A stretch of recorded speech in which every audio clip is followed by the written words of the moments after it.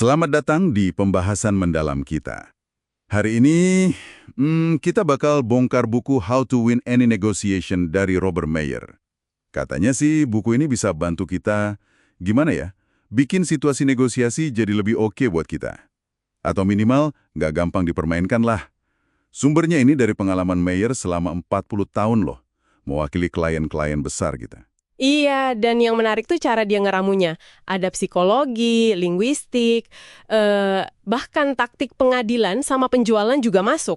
Nah, misi kita sekarang nih, coba kita saring deh beberapa pola pikir sama strategi kunci dari buku ini, yang bisa langsung Anda coba pakai gitu. Mari kita mulai dari dasarnya dulu kali ya. Oke. Nah, Myers ini mulainya dari yang fundamental banget. Pola pikir.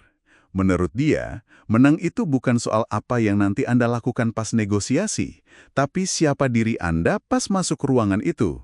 Jadi, visualisasi sukses gitu. Jangan mikirin gagalnya. Kayak, ngelihat ke seberang bukan ke bawah pas jalan di atas tali kan? Betul. Itu namanya The Great Walenda Effect. Fokusnya ke tujuan, yaitu tadi, nyebrang talinya. Bukan malah mikirin takut jatuhnya. Ini membangun semacam refleks pemenang di dalam diri. Ini fondasi psikologis yang penting banget sebelum kita ngomongin taktik-taktik spesifik. Tanpa ini, kayaknya taktik sebagus apapun jadi kurang nendang. Masuk akal. Nah, kalau mentalnya udah siap, langkah berikutnya apa? Katanya bangun hubungan ya, linkage istilahnya. Salah satu caranya ini menurut saya praktis nih, pakai pujian spesifik. Bukan cuma bilang, wah presentasinya bagus, tapi lebih ke, saya suka deh cara Anda bandingin data X sama Y tadi, gitu. Kenapa sih ini lebih manjur?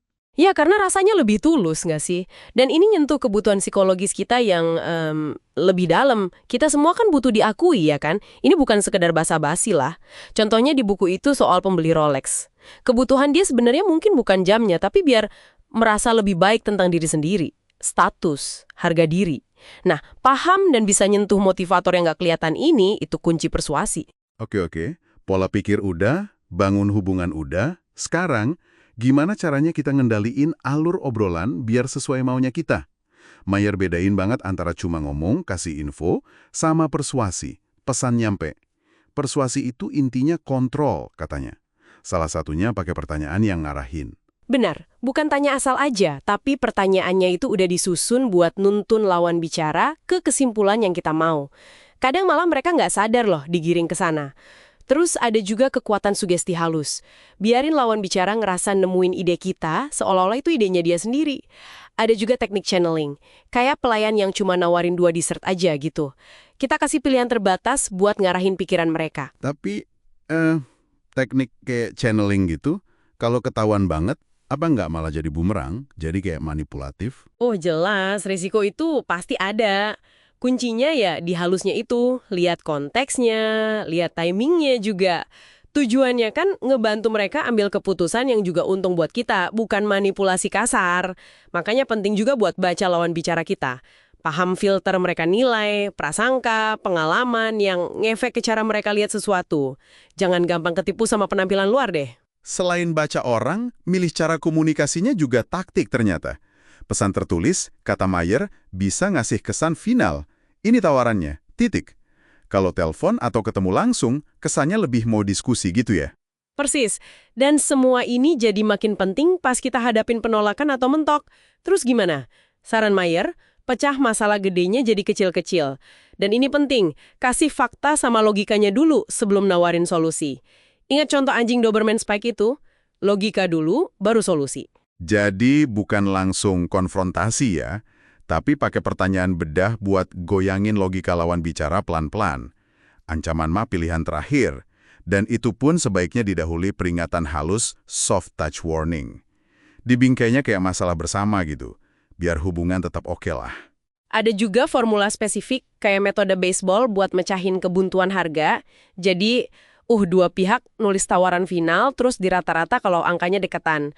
Atau dipilih yang paling masuk akal kalau jauh. Soal power pas nawar, itu seringnya datang kalau kita punya pilihan lain, fallback options. Kayak cerita si Hal yang lamar kerja.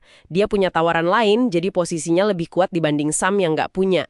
Oh iya, soal harga, trik angka ganjil itu, $2.977 vs $3.000 menarik juga.